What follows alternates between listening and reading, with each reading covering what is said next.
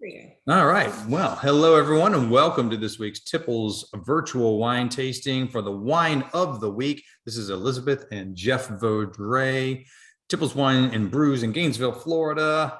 Let's dive right in. Okay. This week, we're going to be enjoying the Kuentz-Bas Pinot Noir from Alsace, France, which, you know, if I hear those names, they sound French to me, right? Yes. Yeah, no. Yes. Alsace sounds French. Kuentz-Bas. We right. talked about German last week, but Right. or Austrian. Yeah, that's true. So Alsace is on the very border of Germany and France, and it's a fascinating region. So we'll go into it a bit more as we go through it. If you have not already, Has it always been on the border, or is it one of those regions that goes back and forth? goes back and forth, Okay.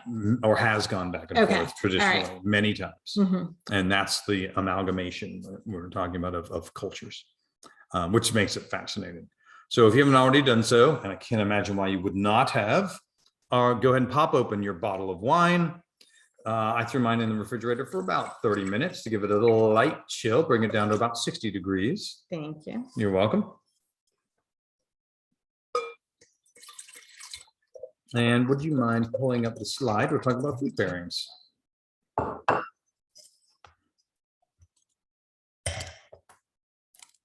Thank you.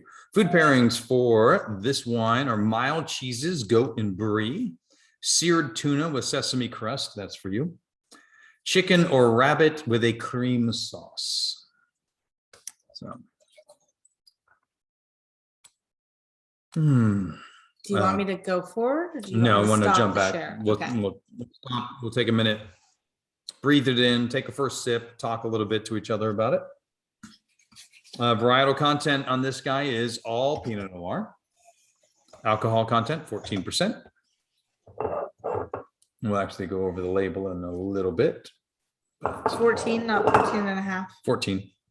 Okay. Yeah. So,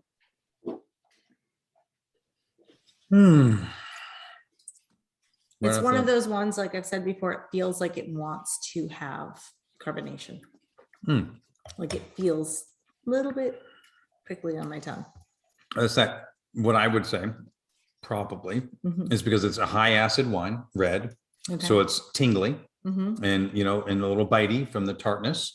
And then it's very spicy as well. Okay. And that's kind of big time with this wine, is that spicy, tingly, you know, acid freshness on Yeah, there. for sure. It's a bright and fruity wine, but with a lot of character. Some nice clove and, you know, other baking spices, allspice. Boy, that clove really jumps right out, right? Yeah.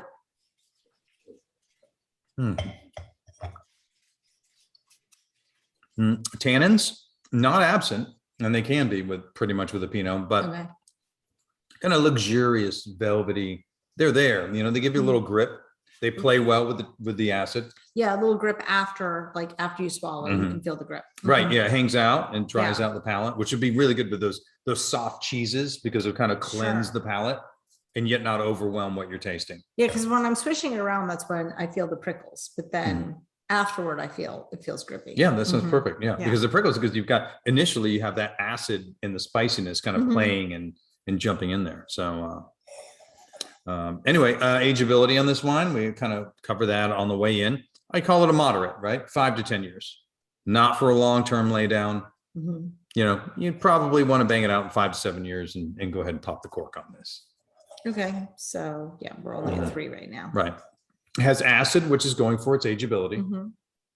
The alcohol content's fine, 14%. That's not going to be a problem for ageability. Lower tannins, but not none, you know, so that's why this guy can make it 10 years. Okay. Yeah. All right. Sorry, I got distracted because I looked at the chat box. Chris and Robin, when I said Alsace, that sounds French. It's like Alsace. Alsace, That sounds French. Already starting with the dad jokes. Yes, I like it. I like it. Goat cheese salad. Yeah. Absolutely. I can see this with a caprese as well. Yeah. Sure. Well, it's another soft cheese. Right. So. But to give credit where credit's due, the goat cheese is even better, I think. Okay. A little more sharpness from there playing with us. Okay. Great fruitiness coming forward on here. Kind of raspberries, bright red cherry. So let's go into a little bit more about this wine. Okay. All right, here we go. Wine label review. So it's the new thing that we've added on there. So here we have, let's take a look at this label. First, we'll look at the styling of it. Kind of old world, but Sure. looks a little more German, right? Mhm. Like the French tend to have a chateau on there and Sure. that kind of a thing. Be a little bit more elaborate. This is really crisp and well presented, I think. So it is, anyway, so to me, it's a little bit more German in styling on the label. Says Alsace right there, not a subdivision of Alsace. So that would tell me either it's not, maybe it's from throughout Alsace, or maybe it hops a border, you know, or within Alsace, maybe they don't have as clearly defined borders, which is a little bit of all of those in Alsace. They don't get quite as defined within Alsace with sub-AVAs, but AVAs, they would not be happy with me, but sub-cruise. Yeah. Okay. For France. And the other thing they do, all right, so this is a French wine, right? What do we see presented on here very plainly? Yeah. The grape. Yeah, absolutely. Yeah, the French don't do that. Yeah, well, they don't do as many single varietals, right? Right, but they don't do as many in most places, except in, you know, Burgundy with Pinot. Right. So, but if you see a Burgundian Rouge, right, so a Burgundian Red, it's going to be named after the location. Right. It's not going to say Pinot Noir. So why did they do it? Because of the German influence? I believe, yes, once again, the German influence. I think it's an indication of that. Okay. All right, so imported by Kermit Lynch. All right, so a lot of times the importer is just in tiny little words on the back. Kermit Lynch is well known, really, really well known. All right, so honestly, it's taking it to the next level when you're assessing a wine. So you're walking through a wine store, right, and you say, oh, to even think about, oh, who's the importer, because it's going to be a little bit difficult, right? I mean, even I'm just beginning to memorize some of my favorites. But Kermit Lynch, if you're talking about foreign import wines from throughout the world, if you're going to memorize one, memorize Kermit Lynch. And he's got such a distinctive name, makes it a little bit easier. Right. So if you see that on the label, you should be like, you should feel confident. Okay. Yeah. Yeah. Their stuff is amazing. Hold on. There's a chat. Let's see. It feels extremely American to me. Grape right up front, importer right there. Oh, right. Okay. Yeah, I get that. I don't think he's saying the taste of the wine. I think he's saying the label. The labeling. Yeah. Yeah. I totally get that option as well. Yeah. And I said it could have been Robin. I'm not sure who put it there. Yeah, for sure. Okay, Chris. And it's very American friendly. So let's call it that, you know, sure, with that nod to, let's say, a bit of a German influence in there. So go to the back. All right. Red Alsace wine, Pinot, appellations, Alsace in general. So, you know, okay, so this is from that area. They give a little bit of a, the little bit of information about serving temperature and that kind of a thing on there. But overall, so you pick this up, you say, okay, well, I know I'm getting Pinot, you know, and one thing, so we've got Alsace. If you don't know, not everyone would know Alsace is France, right? Well, especially with the other on it. Right. Oh, here it is down here on product of France. But, you know, it's kind of like, I can see people being confused. For example, this may or may not have been placed in the German section of our store when it was unpacked while I was not there. Ah, well, I mean, you could see that looking at the Kuentz-Bas. Right. Yeah. Yeah, exactly. So you got there and went, oh, who did this? Yeah, well, I haven't even gotten it corrected yet. So it's Thanksgiving week, it's go time, right? But it will be in France where it belongs eventually, right? Though, and then something else. Okay, something else that is unusual, the bottle shape. All right, so Jerry and I were talking a little bit about this, bottles and bottle shape and bottle color, right? So bottle shape, this is a very German bottle shape. Okay, so that more slender. That fluted long bottle is very German in styling. Okay. Because Burgundian is one of the biggest, roundest, fattest bottles out there. Burgundians, we have certain, you know, sections in our, that we can't put them in the store because they're so big and round. And this is very much not that in style. Sure. No, we like these bottles. Yeah, right. They're They go so in all the easy, slots. so easy to put anywhere. Now, the other thing would be some in Germany. We're talking about this similar style, right? Mhm. In Germany, the color they use brown, they'll use green, and they'll use blue, right? And those can, not always in this day and age, but can traditionally refer to the region it's from. Oh, huh. So I was wondering, and Jerry brought it to my attention. It was really a great little sidetrack to look into. What I found in Alsace that I found was that they are using the German styled bottles, but not designating colors for certain areas. So it seems to be that they're using the color of bottle seems to be chosen by the winemaker. Okay. Not indicative of a region within Alsace, right? But that would be in Germany, it does mean that. So, or did traditionally. Okay. And generally does still. But anyway, and times they are changing. Which right? one was the bottle that we had that was like, we recently had it. It was like an unusual shape and it was fatter. Was it the Dave Finney locations wine, which are as big as champagne bottles? Yes, that's what it was. Right. Yeah, that was it. So something else as we kind of take in this wine, if you guys can hold it up and look, you'll see this wine is not crystal clear. Oh no, there's a little haze to it. Mm-hmm. So this is a naturally produced wine, right? Okay. So when they say natural wines, people can argue about more or less because natural wine is not a completely defined step-by-step guide. Okay. I don't know how you could not call this a natural wine, to be honest, right? We'll talk about why specifically. I don't want to jump the gun on this, but it is unfiltered. Okay. And that's why it's not completely crystal clear. Okay. Oh, okay. So yeah, it looks like Kristen Robbins said this is like a Riesling bottle. Yeah. Yeah. Absolutely. Exactly. Exactly. Or as the Germans would also put their Pinot Noir in there too. Spätburgunder, which we'll talk about that in a second. All right. So by the way, now that this is opened up for a second, I want to throw one other tasting note out there. Rhubarb. I don't know what rhubarb tastes like enough to be able to. Yeah. Dave says Jays. Yeah. Yeah. Rhubarb. This is a great wine for Thanksgiving dinner. What a shocker. Oh my gosh. Is that only 2 days? I think you've said that about the last. Well, I know you said it about the last one. No, not the last one. That was a cab. The one before that. That's yes, right. That's right. Yes. Which was a Pinot also. Okay. Right. That was a Pinot. That was an intense Pinot Rosé. So Pinots in general work well? Pinots in general work well because, well, the lighter version of Pinot, not necessarily heavier ones like Russian River Valley in California, which I adore, not hating on them. But they work really well. They're flexible, right? And so a Pinot won't stomp all over your turkey. If you want to drink red with a fowl, probably should go Pinot, right? It'll go great with ham. It'll go well with all kinds of side dishes. So it's got a good pairing and it's not particularly heavy. Okay. Right. Are we having a Pinot? I haven't decided yet. Okay. Yeah. I'm probably going to run over to the store and see what speaks to me. I'm assuming this, what's left. You're gonna run over and see what's left after all the things. There could be Let's see. This is what we're drinking. This is what's left. So it goes well with the duck that you're making too.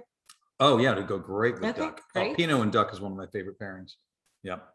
Awesome. Absolutely. All right, so let's head on. So we've covered the label and covered a little bit about something to keep in mind as you go forward, right? Because if this was a Pinot and you said, and it just was a Burgundian, it would give a region, right? So Burgundian Rouge, you'd say, okay, but that would be Pinot. That's a little harder to put together. They make it a little easier. But they wouldn't say Pinot on the front like that? They would not. Okay. You have to look at the back of the label to see. No, they put it nowhere. They put it nowhere. No, it would just say Burgundy. Okay. It wouldn't even say Burgundian Rouge necessarily. You just got to look at it and say, well, it looks red. Okay. So I'm pretty sure it's red. Yeah. Yeah. All right. Right. And then it would just be within the many different sub-appellations of Burgundy, which we will get to those at some point. Sure. The Côte d'Or, something like that. And you say, oh, well, it's a Côte d'Or. Well, of course. Okay. What does that mean? Yeah, exactly. Yes. We'll go into one of those later. Okay. So, but Would you very like good. for me to stop the share or to move on? Let's move on. Okay. All right. So Pinot Noir, right? Also known as, Pinot Nero in Italy, Spätburgunder in Germany, which, and if you get a German Spätburgunder, they are in the same kind of bottle. Didn't we have a Spätburgunder? No, but I've talked about bringing one in, and this Really? is kind of a step toward that. Okay. Yeah, I've talked about that we would drink one. You Frankly, just said the name a lot, so I recognize it then. probably, and it's distinctive. German names are so great. Fun to say. Right? Yes. German words are the best. Schadenfreude, my favorite. Schmetterling. That's right. So Pinot Noir, there's the color of Pinot. Looks awfully familiar to me with this guy. So Pinot Noir, originated in southeastern France. And then, ran up into the northern part because it really works better and more elegantly in cooler climates. The name means black pine cone, Pinot Noir, and references the shape of the berry cluster. It is the world's favorite medium-bodied red wine. Oh, that's right. Low tannin, high acid, cool temperature production, long ripening time. So you need to really have control over late season rains. You can't have that coming in and diluting the grapes. And it is susceptible to sun damage in warm environments. It'll raisinate the grapes and make it so that they lose a lot of moisture through the skin. So that would be more intense though, right? Like, oh yeah. Okay. Yeah. It's just not traditional with the style of Okay. presentation they would do, but that would be interesting to do like, Okay. like an Appassimento Italian style with Pinot Noir. I have never had one. I would drink it. I'm guessing there might be a reason you've never had one. Maybe they tried it and they were like, oh no, not that. I would guess it's more about tradition in those Okay. areas and just not doing it that Okay. way. The three areas that they're most grown are France, obviously, US, and Germany. Okay. And really, it's interesting because people don't really think about Germany for Pinot Noir or Spätburgunder.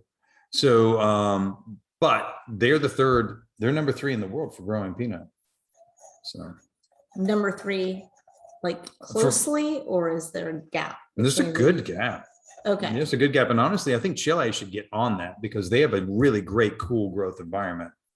So if there's a big gap, maybe that's why people don't think of it. So it's Mhm. France and USA, and then it drops way down. Well, yeah, that's true. Yeah. Really nice. Because it does say it has like an herby quality, Mhm. which is why I go to that rhubarb kind of thing. It's kind of got a greenness. This can go with a lot of different foods. Sure. All right, next slide, please. All right, flavors: cherry, raspberry, mushroom, vanilla, hibiscus. These guys not using a lot of oak. That would be where the vanilla comes from. Because it's a lighter, more delicate grape. Mhm. If you use new oak on it, you're going to get a ton of vanilla really quickly. Okay. And it's a bit more what they do in a lot of Californians. So, which is neither good nor bad, but it is the thing. And it is not as traditional.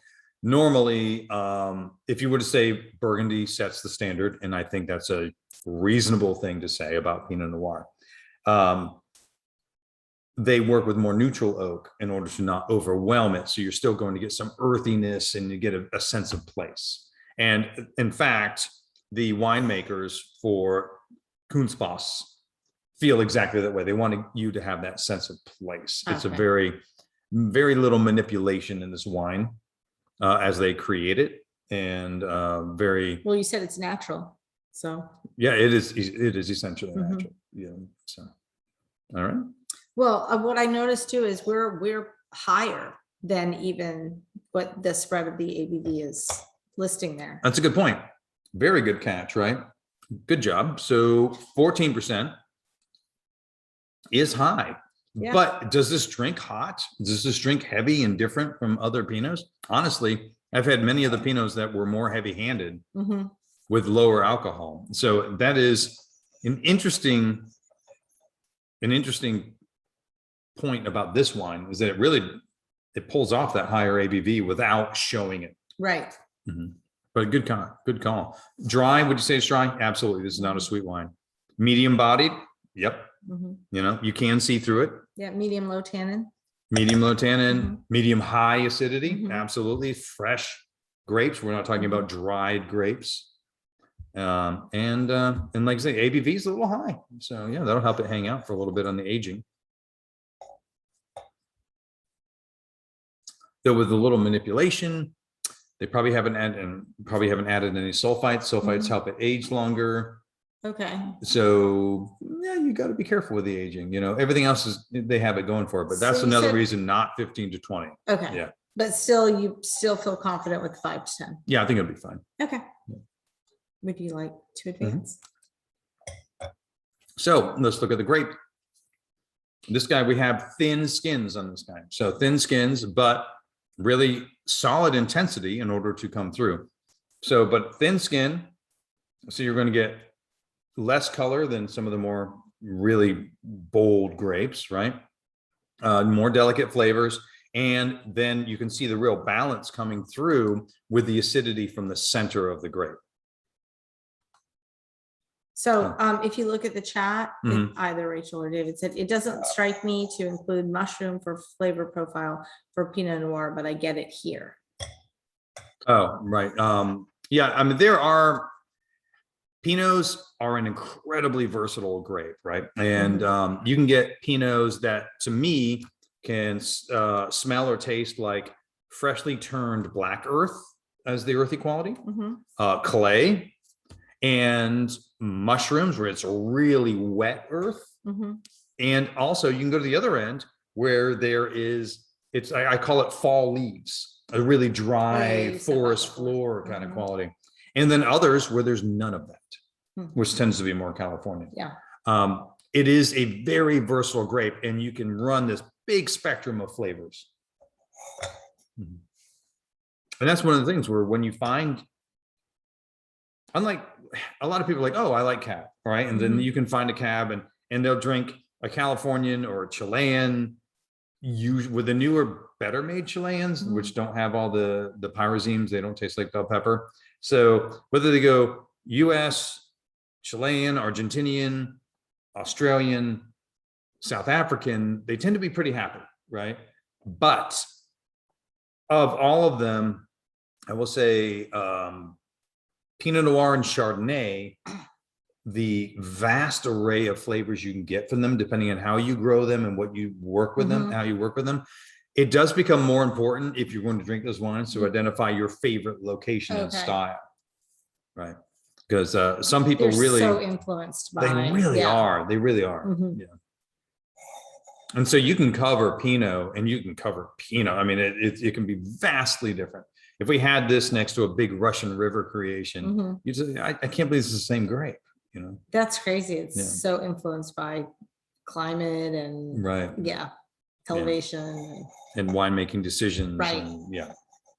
And terroir and the cooperage that it was fermented. Literally everything is every bit of it, because it is a very expressive wine. It doesn't just dominate, you know, and you have something like a Petite Syrah, which comes in, it's like, tame me. I dare you, you know, which we've had some great Petite Syrah, and they're delicious. Yeah. But you're going to have less of an ability to, oh, there's a slight nuance in this Petite Syrah. No, it's in the middle of beating up your palate. You know? Like, give me steak. Yeah. You know, so. And with Petite Syrah, it's always funny to me because it has that word petite in it. So you think, oh, it's just going to be a little mild red, whatever. And, but it's the size of the grape. Right. Yeah. Which it's not the size of the grape, it's the power of the punch. David was just like rubbing his face about All right, let's move on to the next slide. On that note, elegant wines, though, these guys. So wine term of the week, the Foder. So that is pronounced Foder, and they are very large barrels. So, so if you were to stand in front of there, you're probably only going to come up to maybe the middle of that slab of limestone.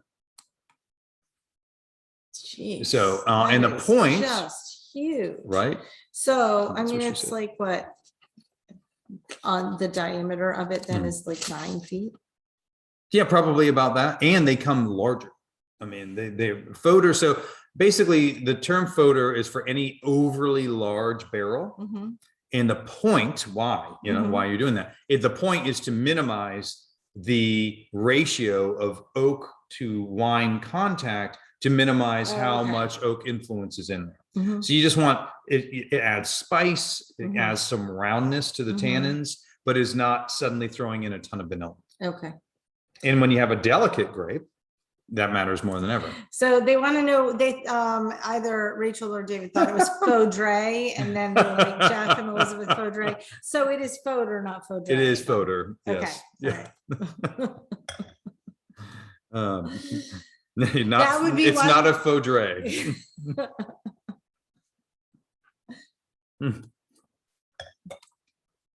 All right. And these were aged in foeders. So you said that's limestone sitting there? Yes. Why? Because that's indicative of the soil that it's being grown in. Oh, it's just for display. It's just for display. Oh, yeah, this is actually in this winery. Okay. And look, I looked at that, and honestly, they didn't explain it directly, but to me, what makes the most sense is they're showing part of what, the minerality you're getting and that kind of thing. Otherwise, I would have no idea why they would have a chunk of rock there. So, and they didn't explain it. Okay. But this is specifically from the Kuentz-Bas cellars. So cool. If it were me, that's why I would have a chunk of rock there. So. Okay. Okay, so where are we?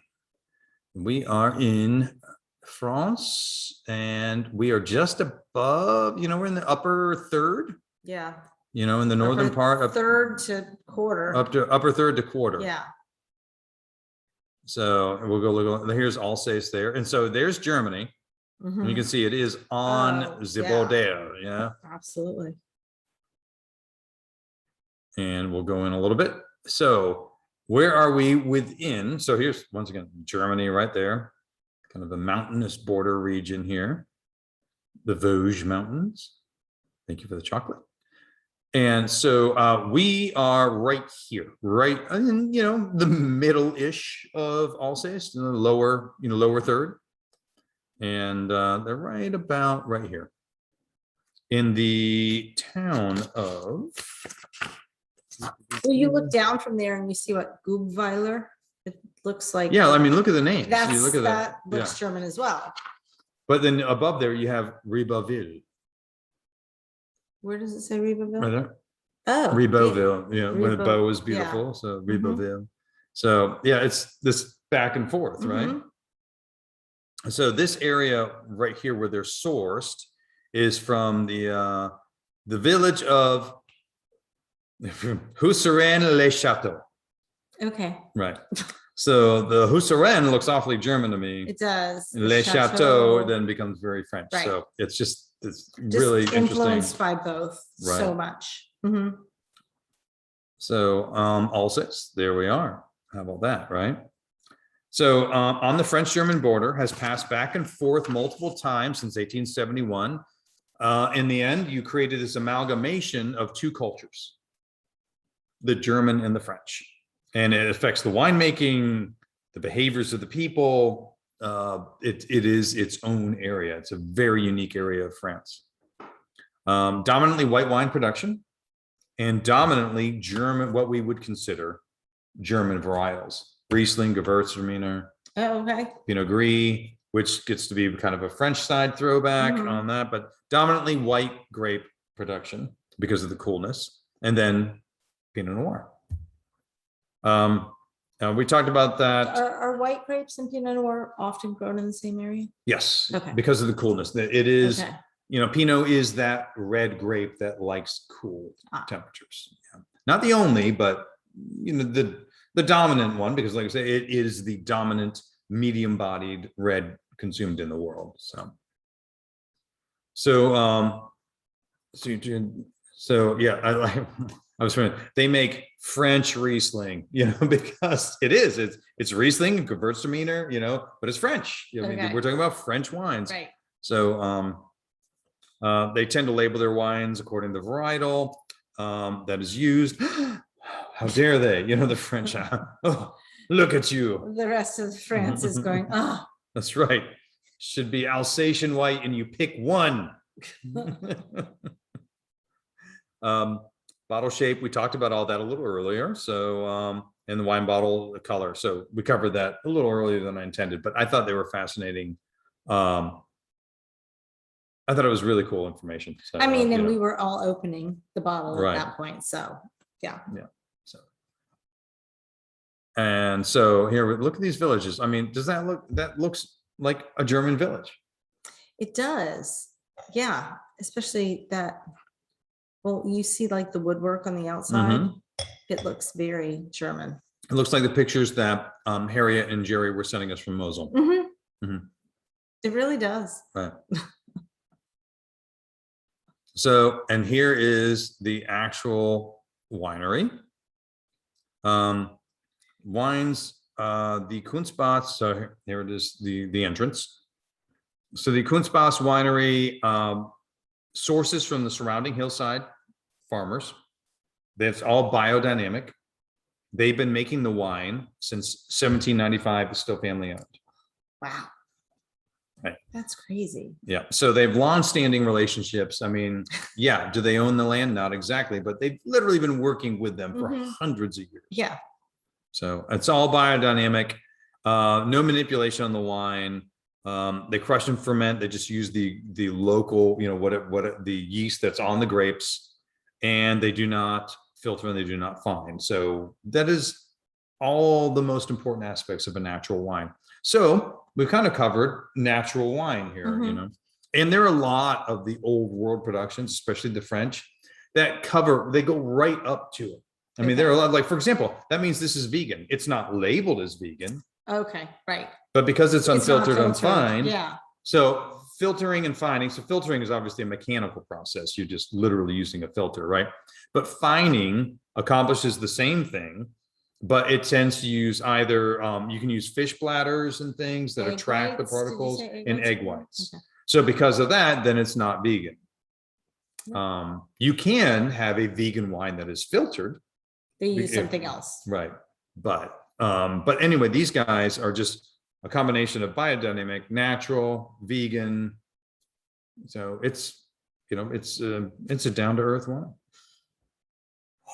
And I think darn tasty for it. So and it really gives a sense of place, you know, like this is not like, I can't say, oh, this tastes just like all the other Californian Pinots I've had, you know, this tastes like the only Pinot I've ever had that tastes like this.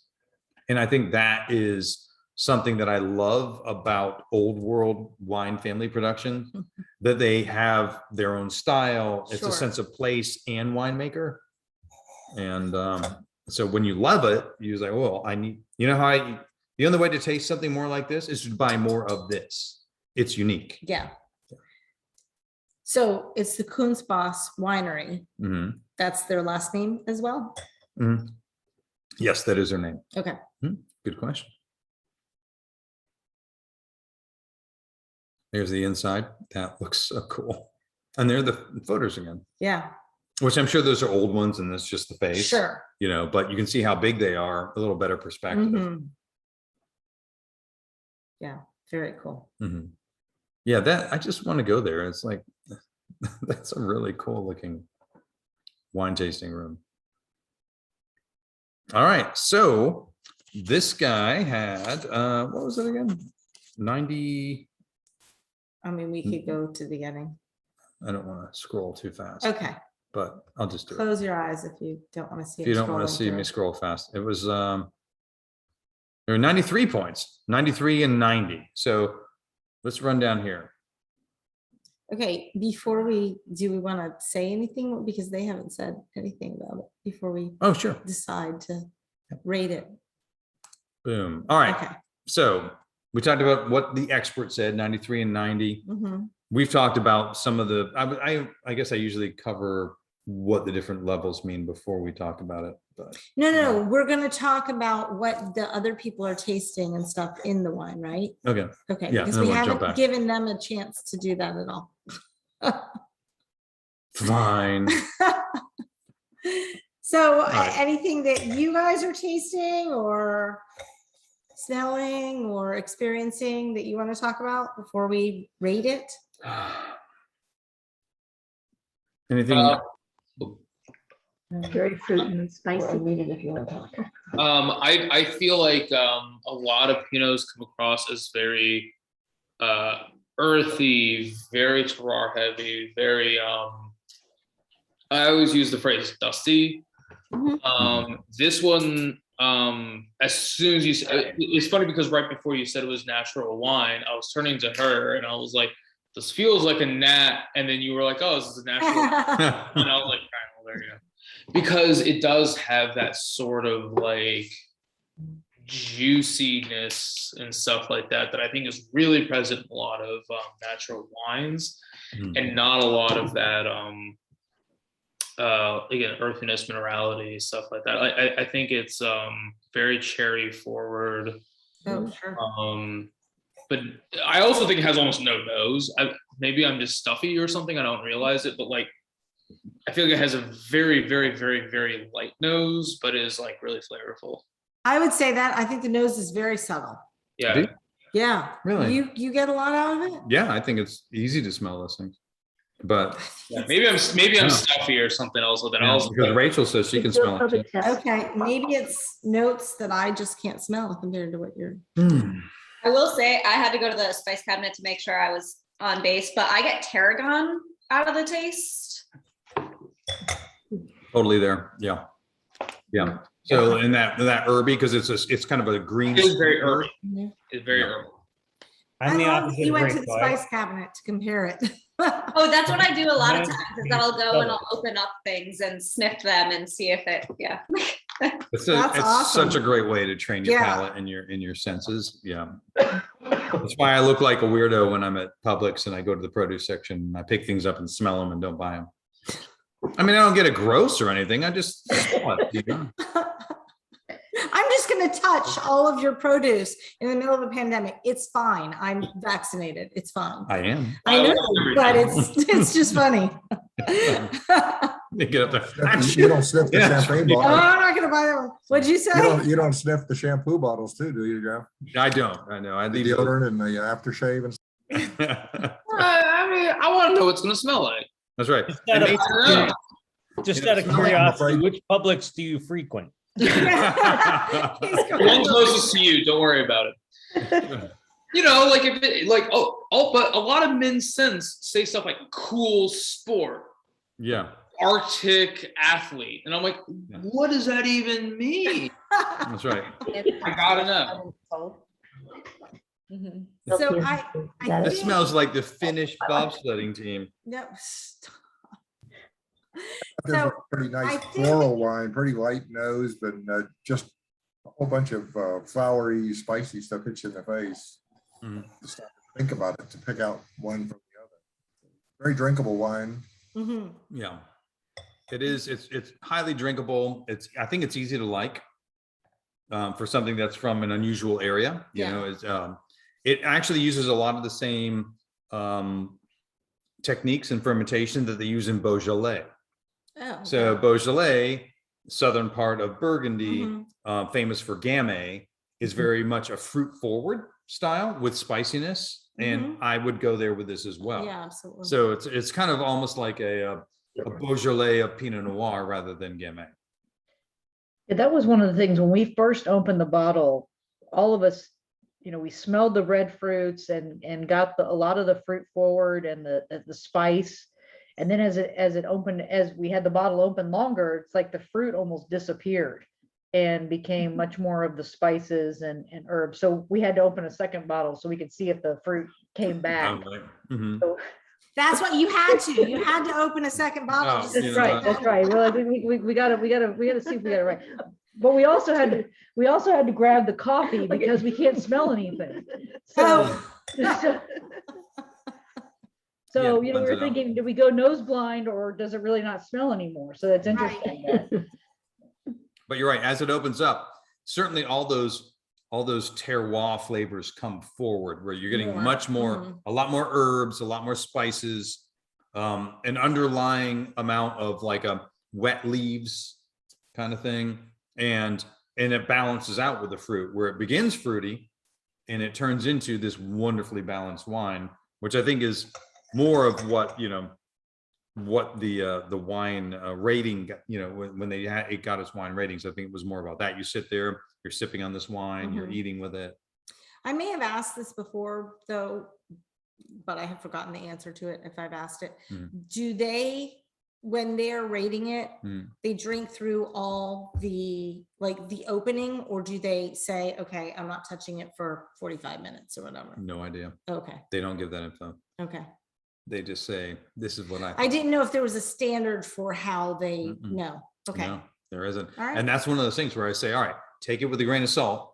This person who knows a ton about wine enjoyed it to X level, right? Okay. And just, take it, don't take it as, okay, so I must think the same thing or I'm a bad wine taster. Right. No, no, just take it as that's a point of interest. Okay. That gives me maybe some confidence. If I don't know the wine at all, take it as that. And that's all it should be. Okay. Oh, 94 point wine. Okay. That gives me some confidence. I do want to try that, but make your own opinion and stand by it. Okay. Yeah. I think the Snyders liked it. They're like, David's trying to get every last drop out of it. So it's completely empty. That's right. I like how you're telling them. Well, look. Yeah. Yeah. That's good. I like that. Yeah. Okay. All right. Any other thoughts before we move on to discussing ratings and you guys get to throw your 2 cents in? Real quick, I will say the nose is a lot more present when we re-upped the pour just now, and is way more present right after you pour. When it's just been sitting there for a little bit, that's when I got absolutely nothing. But like pouring it and then immediately smelling it, you absolutely get some of those like dried herbs. And Jeff, I think you mentioned hibiscus. I 100% get that one. I definitely get that. Oh yeah. We're like a spiced cherry. Oh, you're almost out. Yikes. Yeah, honestly, and it's getting to me as it sits a little more peppery. Maybe a little white pepper is a little stinger in there. Yeah. Yeah, I thought like a spiced cherry. I mentioned her. I had these like bitters, like a spiced cherry, and I was like, it reminds me of that. So I'm like adding a little bit of that to a mixed drink. Yeah, it's got a lot going on and a lot going for it, and it's just a really fun version of Pinot Noir. I think, and we're not just here drinking it thinking, all right, well, that's a vanilla cherry. Oh yeah. No, not at all. And that is the fascinating thing. And that's what brings a lot of people where they become fascinated with Pinot and they taste it throughout the world. And they have a lot of, there's so much variation in it. There's a lot you can do with Pinot and Chardonnay. And Chardonnay, everybody. Jerry's hiding his face. Yeah, you guys. Heard of that. Yeah. We're going to do a month of Chardonnays. Everyone will leave. Yeah. Poor Chardonnay. Poor Chardonnay. All right. Okay, ready to rate? Yes, let's go back over and recover the ratings. So this guy was given a 90 and a 93. So they were both thrown up in the outstanding category. That in no way means that you have to agree with that, but that would be an outstanding wine of superior character and style. Above that would be a classic, a great wine for the ages. Just below that is a very good wine with special qualities. There's nothing wrong with that. I mean, anyone who's drinking an 89, 88 point wine, that's a great wine. That's well, according to this, it's a very good wine. But anyway, not great. There's nothing very wrong, good. Right? And none of them says great. True. That's right. So a very good wine. Hey, for my dollars, if I'm drinking a very good wine, I'm happy. Even a good solid wine. People are talking, if they were to see, and I saw an 85 point rating the other day, and people were like, oh, what an epic fail for that winemaker. Oh my gosh, what an embarrassment. It's like, wait a minute. It's at the bottom of very good. Right. Yeah. What do you, jeez. And it was not an expensive wine, so I don't see any problem with that. Yeah. People get too caught up with that. So, all right. I know I'm preaching to the choir. I tell you guys all the time. So that's my 2 cents. What are you guys thinking? What do we have? Okay, so we have 91 and 92 between so maybe 91.5 for both of them. Really enjoyed it. Hard to compare to other Pinot, which is what you were saying. Right. 91 from the whole crew of 4. Okay, yeah. they all agree 91. Okay. Nice. And All right. then we have Consuelo with 92. Then the Rachel, great nose, centered tannins, lots of variation on taste depending on temperature and smacking around in the glass. 91. Yep. Mhm. The Hogsets 91, 92. So it looks like maybe David said 87, but I really like it. Okay. Because Rachel put the other. So okay. Yeah. All right. And then Dr. Fricker put 89. Okay. There we right. go. Yeah. Not bad. What are your thoughts? Okay, so I would do like a 90, Mhm. only because I'm not a huge Pinot fan. Well, no, honestly, that's what I was like, okay, here it comes, everybody. Yeah, Yeah. So, but I'm on my second glass. right. You asked so- for more of a Pinot. Right, right. And we've had a different Pinot Mhm, that I was you were like, oh, I'm good. Thank you. No. Yeah. And that one had good ratings too, but this one, Everyone else really liked it. it's juicy, it's spicy, it's herby. Right. It's a cool Pinot. Mhm. Yeah. Yeah, I'm not a big Pinot fan. Right. Yeah. I'm a 92 guy on this guy. Okay. Yeah. Yeah. I think it's got a lot of interest Mhm. and a lot of pleasing flavor, and I didn't have to work to like it. Right. So there are wines that you can be like, okay, I could learn to like this because it's an elegant wine, but I really need some food to get that moment. Well, Right. that's what I was thinking. That's why I was asking if we were going to have this, because I'm thinking with the meal, like when you paired think the we are going to Chardonnay have with the this. turkey chili, then I liked it. Right. I believe we are going to have this. I think Okay. this is a great wine for our meal. Okay.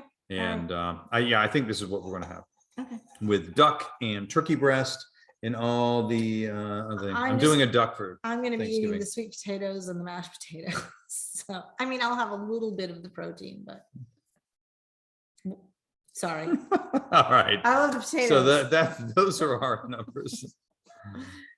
Okay. Oh, and the Snyder said we've had a few Pinots Right. and they like this one best. Oh, So there we go. Because I will say, I know we have had a couple, and like we had a cool growth Californian that was really earthy and wet leafy. Mhm. And I know that you didn't like that one as much. Other people adore it. Other people adored it. So. Yeah, which is great. I mean, Mhm. that's the whole thing.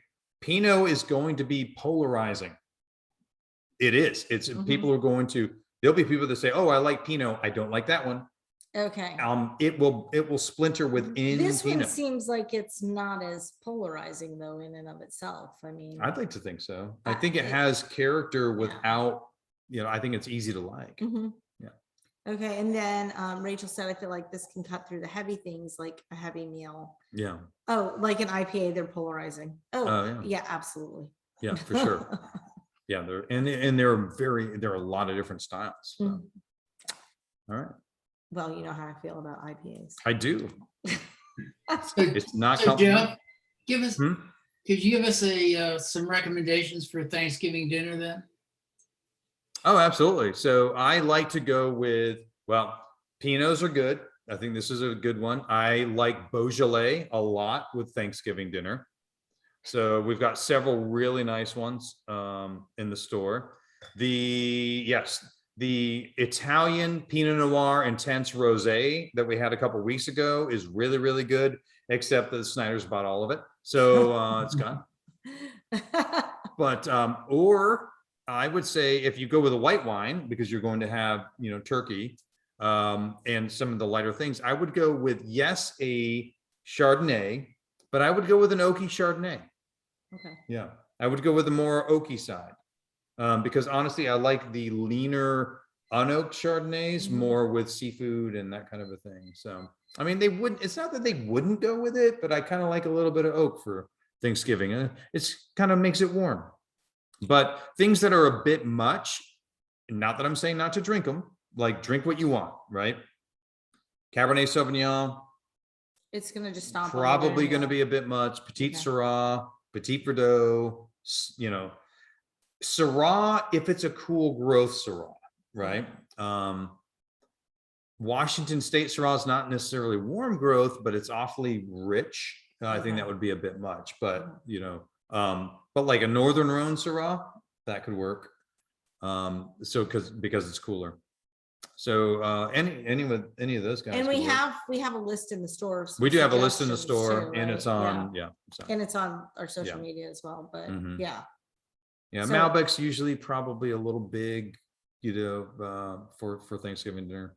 And Jeff But- will be there all day tomorrow. We'll be there. Yeah, It's the big day. and Friday. But that's So, after Thanksgiving. Anyway, so. those are my thoughts off the top of my head. Mhm. Yeah.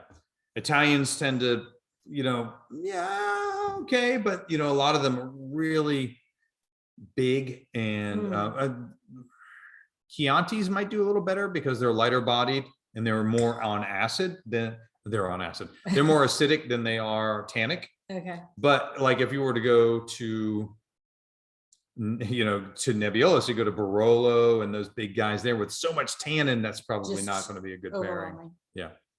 But what might work is some of the Sicilian ones. So anyway, you can play around with it, but generally Beaujolais a great one. I love going Beaujolais, Pinot Noir, just because so many people love to drink reds. But then if you want to drink white, I like something rounded. So Chardonnay or Soave. Soave is a region in Italy. There's a white, so that's Garganega. Okay. That's a good option too, and we have those guys in the store too. But I like something kind of round and comforting, like a comfort food wine kind of thing. Mhm. Yeah. Any other questions? Okay, All right. we'll thank our sources Yep. and then reveal what's going on next week. Right. Wine Folly, always. They're amazing. Thank you so much. 750.com. That's my main communication for, buying wines. Wikipedia, Winebow is the distributor that this comes from. They've given me a lot of information. Grapecollective.com. That was some of the pictures of Alsace. And then of course, Kuentz-Bas. Yeah. Of course, Kuentz-Bas as well, for their sharing their wine, their website, and just a lot of tastiness. So, all right. So next week, we are going to be embracing the robust holiday season. We're going back to Uruguay, to Garzón, one of my favorite wineries in the world. And we're going to drink their Petit Verdot. So yes, we're returning to Uruguay, even though it's only the second time, but we're drinking for the first time a 100% Petit Verdot. We've had wines that have Petit Verdot in them. It's an intense, dark beastie of a wine. That sounds awesome. And yes, not to be missed. It's absolutely fantastic. Food pairing: spicy Mongolian beef, spicy Italian sausage, rigatoni, ostrich burger with blue cheese. It's got pep to it. It's got spice to it. In addition to being big and dark and tannic, it's a great wine. James Suckling, 92 points. And there's not a ton of Petit Verdot that you can just go find. Like, this is Single not easy. varietal. Yeah, It's just usually a blend. it is. It's usually blended in. I mean, it's one of the important varietals in Bordeaux, and you see it in California. See in South Africa. I have an amazing Syrah with a little bit of Petit Verdot in it at the store that way overperforms its price point. It's crazy. But anyway, it's normally this wonderful booster to red wines. But I really want us all to taste Petit Yeah, Verdot. I've never tasted it by itself. It's super fun. Okay, cool. And I think we have another We do. chat. We have a chat. Sounds like a Merlot kissed a cab. Yeah. yeah. I get, and to make it even naughtier, a little Malbec, you got to get that really deep purpleness in there. So, That sounds like my kind of wine. oh yeah, Mhm. you'll Okay. be happy. All right. And all right, and we'll talk about something else after we stop recording. So let's have a toast. Happy Thanksgiving, everybody. Thank you for joining us. Happy Thanksgiving. And hold on.